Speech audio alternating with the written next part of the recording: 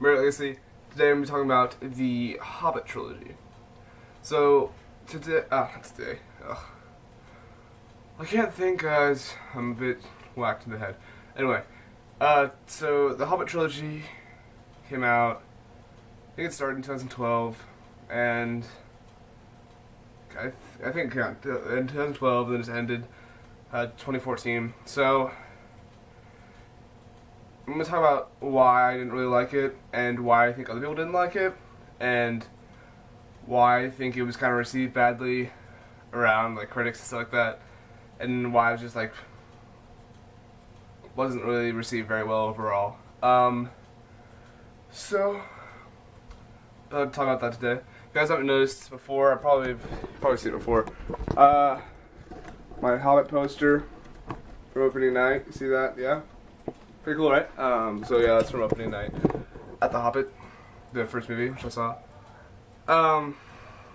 So one of the reasons why the Hobbit wasn't really well received by like anybody really was the fact that, well, I mean, it was well received by some people, but like people who were fans of Lord of the Rings and who had read the books and all stuff like that, they didn't like the Hobbit, which was the majority of the audience, I think. They didn't like the Hobbit because it really wasn't the Hobbit anymore. It was turned into like this grandiose story of tons of stuff, and it was really kind of sad, honestly, to see it, because Hobbit was like a little. It was not. I wouldn't say it was cute, but it was like. Oh, I think the Hobbit. I think I just get nostalgic because it's like oh, it's just a cool story. It was a cool little story about a dude who just went away from home. And with a couple of friends, just like went on a grand adventure, and that was about it. But they turned it into like its entire giant war. Yes, there was a battle at the end, but like Peter Jackson just turned it into something way out of its depth, which it was not supposed to be that way. So that's probably the reason why. So like the thing that actually like mostly gave it that way out of its depth feel was the fact that it was a trilogy, because like the Hobbit was shorter than all of the books, any of the books, the Hobbit, the Fellowship of the Ring, the Two Towers, or Return of the King. It was shorter than any of them, and they took one short book and turned it into three like 2.5 hour long movies, which is kind of insane because you have to add a lot to that, and if you add a ton, it's not staying true to the original story, which is what totally happened, and it became really, really kind of crappy. And so you're just pulling stuff out of thin air just to make up, and it just was really, really bad. I did not like it at all. And so, cause I thought the Hobbit, like, when I heard it was coming out, I was like, whoa! So they make like a cute little movie out of it. Not cute. Like, I'm not trying to say it's cute, but it's like I think of the Hobbit. I'm just like, oh man, it's super cool. It's like such a cool little story. It makes me think of my childhood. And I just really like the Hobbit book, and so I was really excited for the movie. And then I was like, oh wait, it's gonna be a trilogy, and it got turned into something just way over its head. And I was like, ugh, no, gosh, ugh, if it could stop. Also, the reason why I didn't like it a lot, the trilogy, was because. Okay, Bilbo was Martin Freeman. Martin Freeman, the actor, played Bilbo. Martin Freeman is a phenomenal actor. I've seen him in Sherlock and other movies like Hitchhiker's Guide to the Galaxy, other stuff that he's been in. He is a phenomenal actor. Like, he was really, really good at acting, and he played Bilbo's role perfectly. But he was used terribly in those movies. Now, what I mean is, like, the story revolves around Bilbo, right? Doesn't revolve around the dwarves, doesn't revolve around Gandalf, doesn't revolve around Legolas, doesn't revolve around Toriel. But the movie did. And that stunk.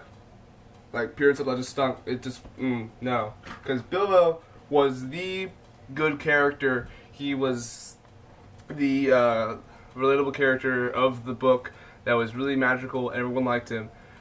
And the dwarves were also not as, like, intense, and you didn't really see much of the dwarves. You just mostly had Bilbo's thoughts, and it's like that. So, Peter Jackson, I don't like how you made it. I like Peter Jackson. I really like how Peter Jackson, like, I like how I did Lord of the Rings. I don't like how I did The Hobbit at all. He did Bilbo perfectly, yes, but he did the movies badly. Just saying. The dwarves were, so they had far too much of the limelight. Like seriously, like they got way too much screen time. The story was not really about, like, the book story is not really about Thorin. And I get some people are going to say, like, well, hey, Yogurt, it's not supposed to be based off the books anymore. It's its own thing. It's like, well, yeah, but if you're going to call it The Hobbit and use its premise, you better stay close to the book. Otherwise, it's just not going to be good. It's like, maybe what he was going for is to not make like the book, but, I mean, props to you if you're going for original, but still. Peter Jackson, come on, man. The book, stay close to the books. You did that with the original trilogy, you can't do that with this? And so, the dwarves were far too featured. I mean, the storyline was cool, yeah, but it wasn't The Hobbit.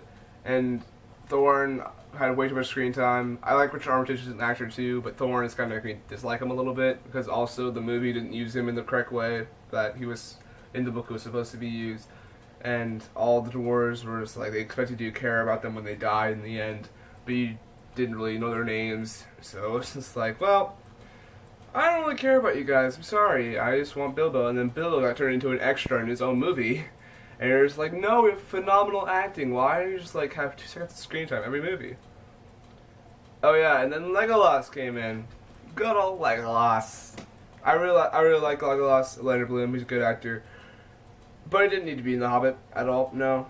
I mean, it was cool to see him, like, the perfect way to do Legolas in The Hobbit would have had, like, he could have had a cameo for, like, a couple minutes in the, in Mirkwood. He could have just showed up, like, in the courtroom with his father, or, like, said hi to Torio, or talked down to the dwarves. Could have done any of that, and then that's just it. But instead, he was a major character for 2 of the movies. And they kind of made him into, like, this ninja. I mean, he already was a ninja character, flipping around and everything, but they made him really over the top. He was already sort of, he was like at the top at the original trilogy, and then he just went over the top. He just went like crazy in The Hobbit. So Azog did not need to be brought back, man. Seriously. Azog is a character from the appendices of The Lord of the Rings, and he was definitely killed. He got his head chopped off. Oh, no, that's one of the dwarves. No, he was definitely killed though. He did not need to be brought back at all, and I think that the rivalry between him and Thorin did not need to exist at all. So, lots of things that were like, because I think most of the problem with The Hobbit is that it was turned into a trilogy, and so all these things were added to it to make it into a trilogy instead of like to add more screen time, to add minutes to it. And so if you just didn't make it a trilogy and just kept it strictly to the book and Bilbo, and made it a good story and solid acting, and had Bilbo had enough Bilbo in it, because one of my major things about The Hobbit is that Bilbo was extra basically. So just keep it to Bilbo, keep it to the original story. That would have been a good movie. But instead, had to do all this trilogy for all the monies, which you got all the money, but not all the fanning. You didn't get fan support. So that's all I have for this GeekSpeak. Thank you guys so much for watching. I've been doing this. I'll see you guys perhaps tomorrow. Bye bye.